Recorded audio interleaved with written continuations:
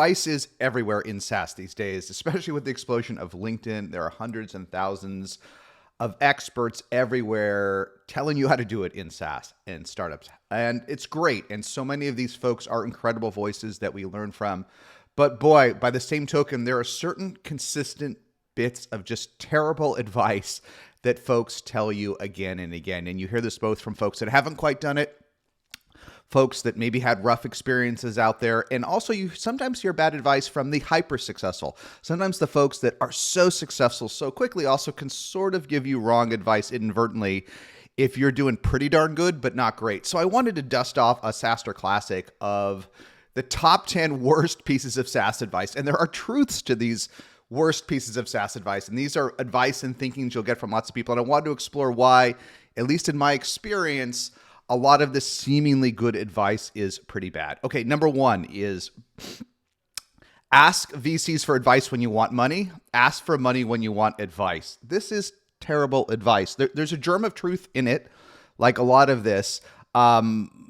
Look, to some extent, if you have the hottest startup in the world, if you are the hottest generative AI company in the world today, if you have the full package, you can play some games with investors. You can tell them they have 1 hour to invest. You can tell them, even though you're pre-revenue, to log into your data room and grab the data and make an offer at $1 billion pre or more by Friday. Sure. But 99% of us are not that. 99% of us are pretty good and not great, or unheard of, or are outsiders and not insiders, and don't have the perfect package and understand the way venture capital works. Most VCs only see a handful of companies per month that are truly great, and then hundreds that are almost like there's a hint of something interesting in the email or the deck, but not enough to go the extra yard. No one has time to have coffee with all of those folks and meet with all of those folks. So be clear, don't play games. If you have the full package, if you check all 10 boxes, then be oblique, ask for coffee, ask for advice when you really want money, and money when you really want advice, so you can kind of trick investors into doing what you want. But if you're very good but not obvious, put it all out there. Have the world's best cold email, the world's best deck, customer references ready to go. Don't play games on anything. Be clear on how much money you want to raise, when and why, and where you're at. That will increase the odds you get a deal done. So again, my advice is, for 99% of us, when you want money, ask for money. Tell investors you want money so that they know, so they can go into that mode. And if you want advice, you probably won't get it from VCs, but ask for advice. Okay, number two, and this is resonant on so many pieces of SaaStr content over the years, but trust me, the number two bit of terrible advice that you will get and that some of you will give is give the VP of sales more time. It never works, folks. It never works. You cannot always expect a great VP of sales to double sales in 30 days or 60 days or 90 days, although it does happen. But what you've got to see is progress in one sales cycle. You've got to see a couple good hires brought in. You've got to see improvement on some metrics. You've got to see like a big deal or two that was hanging out there brought in and closed. You've got to see things taken off your plate. If in a sales cycle things are not improving on several core metrics in sales, they never will. They never will. The best VPs of sales, and I know a lot of folks don't want to hear this and disagree with it, but it's true. The best VPs of sales hit the ground running. They already know the product, or they learn it really, really fast, so they're not lost for a quarter. They bring in at least a couple ringers with them. All the best VPs of sales are constantly recruiting. Half the job of VP of sales is recruiting. So they know when they go into a new role, they've got to have at least a couple ringers with them, a couple great ones. So they always bring in a couple people. And they always move out the low performers. Moving in two great folks, moving out the two worst always improves performance pretty quickly. And they get great really fast. They know sales processes. They know objections. They know timings. They know FUD. So at least they bring in a few deals that are in the pipe to close faster. So more time does not make a VP of sales better. Now, more time may make a VP of sales even better. Like, if you are hoping that they would come in and double sales and you just see a little bit of improvement. Things are a smidge better. They're 10% better. They're 15% better. That often compounds. They may make 10 or 15% or 20% improvement in sales in one quarter, and then 30, and then 50, and so on. So you can't expect epic improvement from your VP of sales, but if you don't see it in one sales cycle or less, you've made a mishire and you just got to course correct. Okay, number three. This is the biggest misnomer, and you got to bear with me because like a lot of this, there's some truth in it. But the number three worst thing I hear from founders, especially good but not great, or even mediocre founders, or especially founders that have settled into slow growth or mediocrity, is we can't afford it. We can't afford it. We can't afford a VP of marketing. We can't afford a VP of sales. We can't afford customer success. We can't afford a VP of engineering. It's just not true, folks. The reason you're saying that is you've never worked with a great one. Now, listen, in the very early days, if you have no money, 500,000, 700,000 in cash, maybe you can't afford it. Okay, there are certain just base salaries you can't afford. But after even a couple million in ARR, you can afford any hire if they're accretive. Now, we've done this math on SaaStr before, but I want to repeat it because almost every day I talk to some founder doing millions or even tens of millions of revenue and says they can't afford something that is ROI positive. If you think you can't afford a VP of Eng, and let's say that VP of Eng wants a $250,000 comp package, and you ship 2 more huge features that let you close 2 big enterprise deals, they've paid for themselves. You don't really want to pay up for that VP of sales. But what if, again, they come in and instead of going from 2 to 3 million this year, you go to 2 to 3.5 or 2 to 4, they've more than paid for themselves, and so on. Literally, once you've done it, once you've seen it, almost any 10x hire, almost any magical VC more than pays for themselves. And where they get expensive is actually where you go too junior and they can't own it. That actually costs you money. It doesn't save money. Or when you settle for mediocre or not great, then hires really do become a cost center. But I have never in SaaS, in B2B, with the high margins we have, with the recurring revenue we have, with the upsell opportunities that we generally have, I have never seen a great VP of any role, sales, marketing, customer success, eng, or product, not be accretive. You can always afford it. Find a way for the great ones, and don't settle for the mediocre. And whatever you do, don't settle for the junior hire. Okay, Point 4 that there's a huge germ of truth to, but it's also a terrible idea and terrible advice so many times that it's done wrong. Point 4 is, let's add a freemium edition. Let's add a cheaper edition, or let's go PLG. It will solve our problems. I hear this too many times. Going PLG is not 3 magic letters that fixes a broken business model. Freemium, similarly, is not a marketing strategy. Just adding a free edition does not magically give you millions of users to convert to paid. And going super cheap and super low end does not solve problems either. Tacking on some new PLG freemium low end initiative to magically boost numbers because you think it's cheaper than a sales or marketing led initiative is the wrong way to do it. The right way to do it is to say, look, things are going pretty well, but we're losing this segment of the market. We're going to invest, and we're going to make freemium or PLG or a low end edition a top 3 corporate priority. We're going all in, folks. We're going all in. We know it's going to work. We have some data that's going all in. That often works. And in fact, we are seeing more and more companies add freemium editions. Atlassian adding free, HubSpot adding free, MailChimp adding free as 3 mature examples actually allowed their business to accelerate. So I'm all for adding a freemium edition. And I think it actually tends to make the product better because it has to be self-serve. I'm all for adding a low-end edition if you have strong organic demand. But freemium on its own is not a go-to-market strategy, and PLG is not a go-to-market strategy either. PLG, saying 3 letters of PLG and really just adding a crummy self-serve edition does not solve your problems. And in fact, all of this PLG stuff actually can add to cost. It can add to cost not only because there's more software to build, but if PLG creates a flood of low-end leads that distracts your sales team or distracts you from closing bigger and bigger deals, your cost of sales is often higher. If you look at the PLG leaders in SaaS and cloud, they're wonderful companies, but the Asanas and the others, their cost of sales and marketing isn't lower than the folks that are purely sales-led. Okay, so it's great. PLG is great. Freemium's great. Super cheap is great, but they don't magically solve your problems, especially if you don't go all in. Okay, number 5, which we kind of chatted about, but I want to hone in on. I don't need a real VP of whatever yet, especially VP of marketing, VP of Eng, VP of sales. And look, you always do. I know it's slightly redundant with you can't afford it. They're related, but I've never, ever, ever, ever seen a junior marketer get you the lead that a head of marketing would get. I've never seen a very junior product person that can't manage engineers, that hasn't really shipped significant product to market, do what you hope a VP of product does. It never works. The junior product person as your first product hire never works.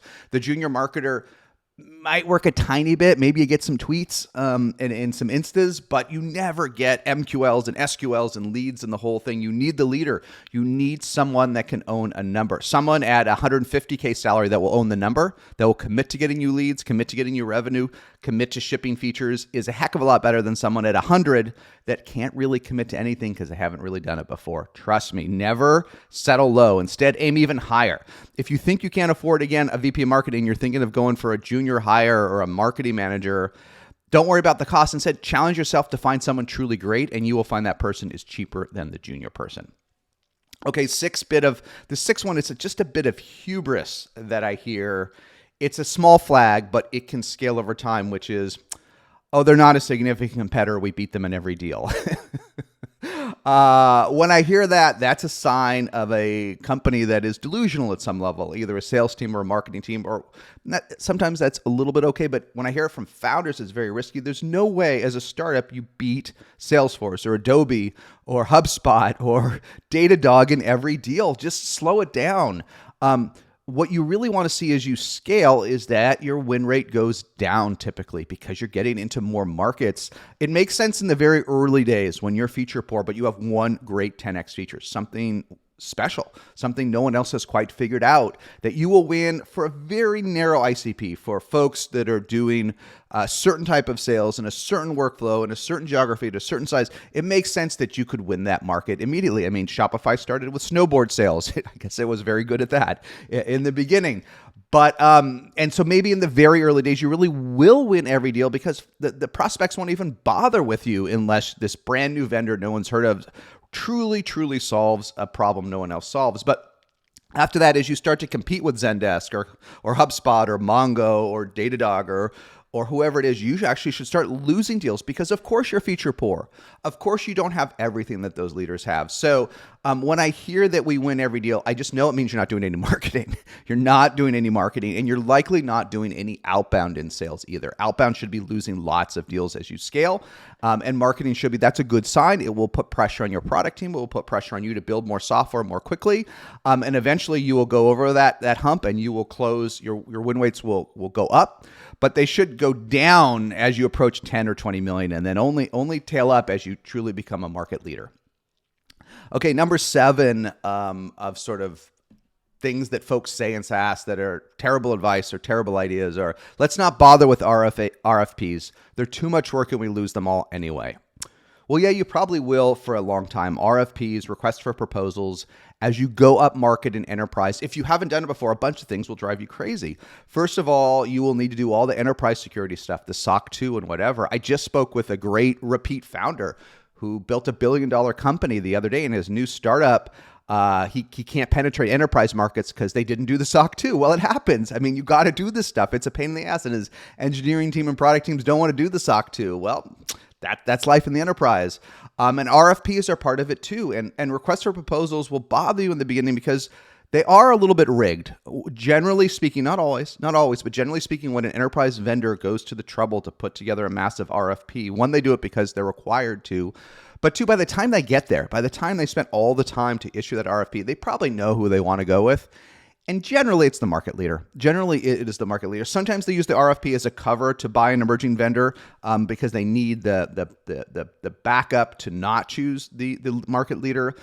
But I would say 8 to 9 times out of 10 in an RFP, the default vendor is likely chosen. But one, you got into the deal. You didn't get into the deal for nothing. You do have a shot. 2, you will get better at them. You will start to figure out where you can win on the RFPs. 3, hire someone to fill them out so your sales team and engineering team don't have to do it themselves. You will eventually get bigger, and you will eventually steal a deal in an RFP. You will steal a deal. No matter what, it is part of going up market, being compliant, doing SOC 2, doing RFPs are part of closing bigger deals, and you just got to embrace them and get good at them. If you shrug your shoulders and say you lose them anyway, you will lose them all anyway. It becomes a self-fulfilling prophecy. Okay, point 8 bit of, this is more complaint than advice, or observation rather than advice. But boy, this one's dangerous. When I hear from founders, early stage founders, or even later, the leads are there, the problem's the sales team. And we hear that in the early stage, and we've actually heard that a lot the last 12 to 18 months, as in many SaaS categories. things have gotten harder. The leads are there, but the problem is the sales team.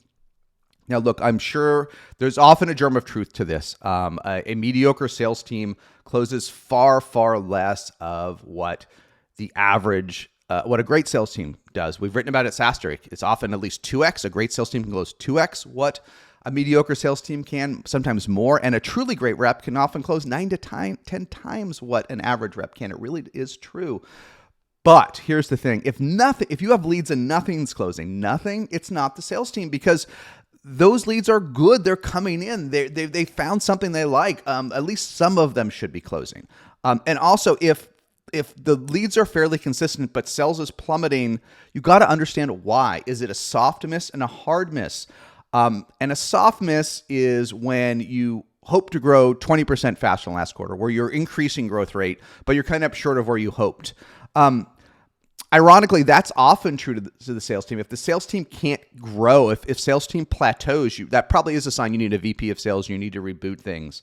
A hard miss is when things rapidly deteriorate with the same team. That's usually a market condition.